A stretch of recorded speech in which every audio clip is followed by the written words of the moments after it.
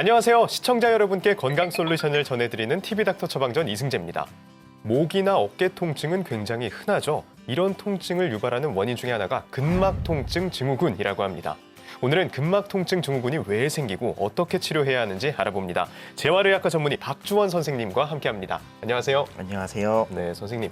근막 통증 증후군, 근막이 아프다. 이건 알겠거든요. 그러면 근막이 구체적으로 어떤 부위죠? 네, 근막은 근육다발의 겉면을 싸고 있는 막입니다. 네. 근육과 근육 사이, 근육과 피부 사이의 구간을 나누고 근육에 따라 근막은 얇기도 하고 두껍기도 합니다. 근막은 근육의 탄력을 유지해주고 외부의 충격을 흡수해 근육이 다치지 않도록 지켜주는 역할을 합니다. 근막 통증 증후군은 근육의 외상이나 과도한 사용, 스트레스 등에 의해 근막에 통증 유발점이 발생하여 통증과 연관통, 운동 제한 등의 여러 증상들이 발생하는 질환을 의미합니다.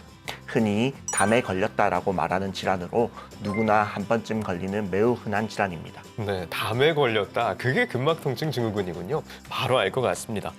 그러면 근막 통증 증후군은 주로 어떤 부위에 발생하죠? 주로 근막 통증 증후군은 우리 몸 어느 곳에서도 발생할 수 있지만 많이 발생하는 부위는 지속적으로 근육이 수축되는 목, 어깨, 허리, 엉덩이 부위입니다. 대표적인 증상으로는 통증 부위를 눌렸을 때 심한 통증을 호소하고 실제 통증이 유발되는 곳과는 떨어진 부위의 통증을 나타내기도 하며 벌레가 기어가는 듯한 느낌, 마비감이나 시린 느낌, 현기증 같은 증상으로 나타날 수 있습니다.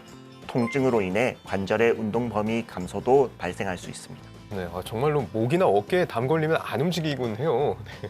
그런데 목, 어깨 이런 곳에 발생하는데 말씀을 들어보니까 디스크나 오십견하고 증상이 좀 비슷한 것 같습니다. 그러면 디스크, 오십견하고 근막 통증 증후군을 구분할 수 있는 특징이 있을까요?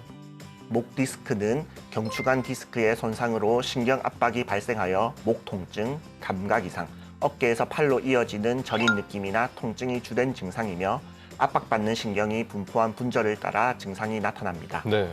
오십견의 경우는 어깨 부위의 심한 통증과 야간통, 어깨 관절의 모든 방향에서의 관절 가동 범위 감소와 서서히 진행되는 것이 특징입니다.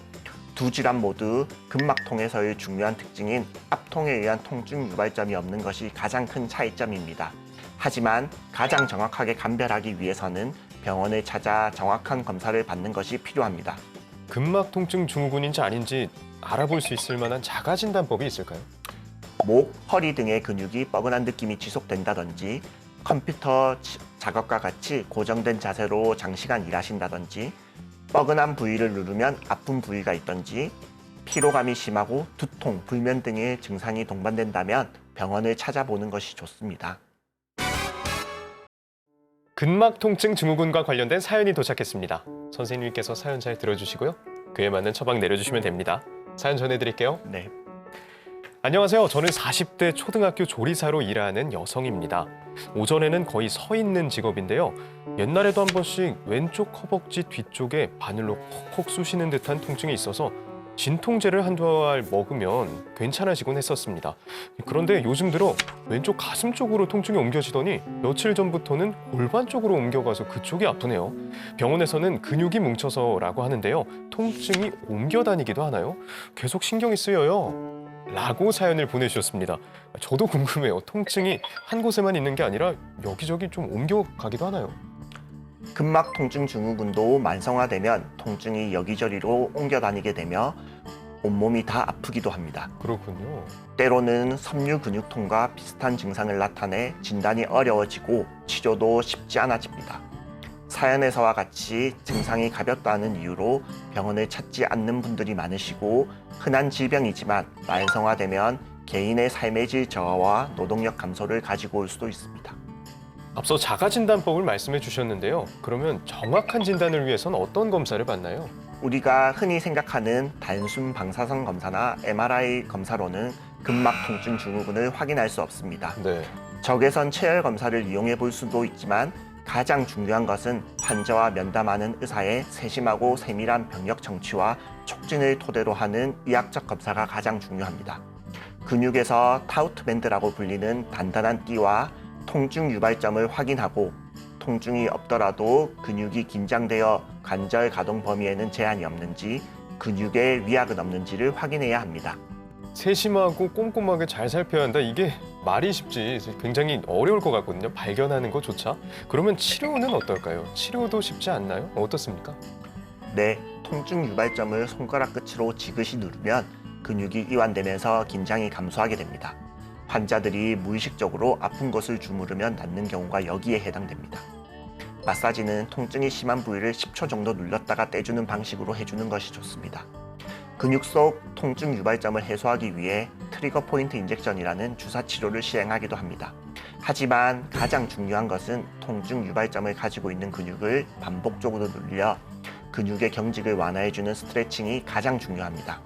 이 외에도 피부 온도를 낮춰주는 냉각 스프레이 분무, 스테로이드 주사, 초음파 등의 온열 치료, 약물 치료 등이 있습니다. 선생님 그런데요. 통증이 좀 만성화되고 증상이 심할 때는 어떡하죠? 근막 통증 증후군이 만성화되면 통증 유발점이 섬유화되어 일반적인 치료에 잘 호전되지 않고 호전되더라도 통증이 자주 재발하게 됩니다. 네. 이럴 경우 체외 충격파 치료와 도수 치료를 고려해 볼 수 있습니다. 체외 충격파는 통증 부위에 강한 충격파를 주어 혈류의 흐름을 원활하게 해주고 통증을 줄여주는 역할을 하며 도수 치료는 치료사가 경직된 근육을 이완시켜 증상을 개선시켜주며 치료를 통해 신체 밸런스와 운동 기능 향상을 기대할 수 있습니다. 만약에요. 근막 통증 증후군을 제때 치료하지 않고 좀 방치해 둔다면 어떤 일이 생길 수 있을까요? 네, 치료하지 않고 방치하면 아픈 근육으로 인해 흐트러진 자세나 다른 근육들의 과다한 사용으로 주위 근육에 통증 유발점이 퍼져서 통증의 범위가 넓어지고 만성화될 수 있습니다. 만성적인 통증에 의한 우울증과 수면 장애로 피로감을 느끼기도 하며 근육의 수축과 약화로 인한 관절 운동 범위의 감소가 나타나기도 합니다. 네, 그렇군요. 근막 통증 증후군, 이걸 재발하기가 쉽다는 얘기를 많이들 하세요. 그러면 평소에 좀 관리할 수 있는 방법은 없을까요? 네, 스트레스를 완화하고 적절한 스트레칭부터 시작하는 것이 중요합니다. 네. 스트레칭은 5에서 10초 정도 근육을 이완한 상태로 멈춰 있는 정적 스트레칭이 통증의 개선에 도움이 됩니다. 꼭 천천히 조심스럽게 근육이 늘어날 수 있도록 하는 것이 중요합니다. 그리고 근력 운동과 유산소 운동은 근막통의 발생을 방지할 수는 있지만 현재 활동성 통증이 있다면 피하는 것이 도움이 될 수 있습니다. 이번 코너는 OX 퀴즈로 긴가민가 알쏭달쏭한 건강 속설을 올바르게 알아보는 시간입니다. 선생님 문제 내주시죠. 네, 첫 번째 문제 드리겠습니다. 통증 완화를 위해 마사지 할 경우 세게 하는 것이 좋다. 네, 마사지는 세게 하면 좋다. 이게 아플 정도로 해야 그때 좀 시원하다고 하시더라고요. 저희 어머니께서. 그래서 답 O 하겠습니다. 네, 정답은 X입니다. 아, X군요. 그러면 무작정 센 게 또 좋은 건 아닌가 봐요. 네. 근막 통증 증후군에서 사용되는 마사지 기법은 근막 이완법이 가장 효과적입니다. 네. 근막 이완법은 부드럽게 통증 부위를 압박하고 근육의 결 방향으로 수동적인 이완을 시켜주게 됩니다. 이 외에도 허혈성 압박 마사지라는 방법도 있는데 네. 피부가 창백해질 정도로 통증이 가장 심한 부위를 찾아 압박합니다. 공이나 스틱으로 10초 정도 반복적으로 눌려주거나 손으로 30초에서 1분가량 눌렸다가 떼면 혈액순환이 오히려 활발해지면서 도움이 됩니다. 여기서도 천천히 그리고 깊게 마사지하는 것이 중요합니다. 네, 세게 하는 것보다 부드럽고 또 깊게 마사지하는 게 중요하군요. 알겠습니다. 기억해둬야겠습니다. 다음 문제 주시죠. 네, 다음 문제입니다. 근막 통증 증후군, 운동하면 괜찮아진다? 잘은 모르겠지만요. 모든 의사 선생님들이 운동 좀 해라 이렇게 얘기하시는 이유가 있을 것 같아서 답 O 해볼게요. 정답은 O입니다. O가 맞군요. 그럼 정확히 왜 그런지 좀 설명해 주시죠. 네, 정적인 스트레칭 위주의 운동을 하면 통증 완화에 도움이 될 수 있는 것이 맞습니다. 네. 통증이 없는 시기에 근력 운동과 유산소 운동은 근막 통증 증후군의 예방 효과는 분명히 있으나 통증이 있는 시기의 근력 운동이나 유산소 운동은 근육의 수축을 야기해 통증의 악화를 가져옵니다. 규칙적이고 적절한 운동은 예방과 치료에 도움이 되지만 오히려 무리하게 운동을 할 경우 통증을 악화시킬 수 있어 주의해야 합니다.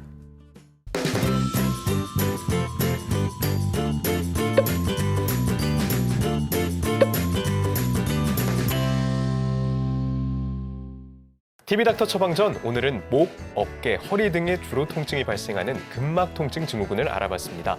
어느덧 마칠 시간이 됐는데요. 선생님, 끝으로 한 말씀 부탁드릴게요. 네, 반복된 동작이나 오랜 시간 같은 자세로 일하신다면 근막 통증 증후군 예방을 위해 작업 중 수시로 스트레칭을 해주시고 규칙적인 운동을 해주시는 것이 도움이 되겠습니다.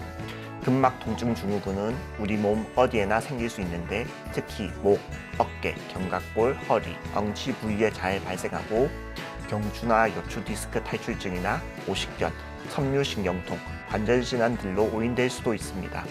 통증이 지속된다면 꼭 가까운 병원을 찾아 정확한 검사를 받고 만성화되지 않도록 치료하는 것이 필요하겠습니다. 네, 선생님 오늘 말씀 감사합니다. 다음 주에도 유익한 주제로 함께하겠습니다. 대한민국 모두가 건강해지는 그날까지 TV닥터 처방전 다음 주에 만나요.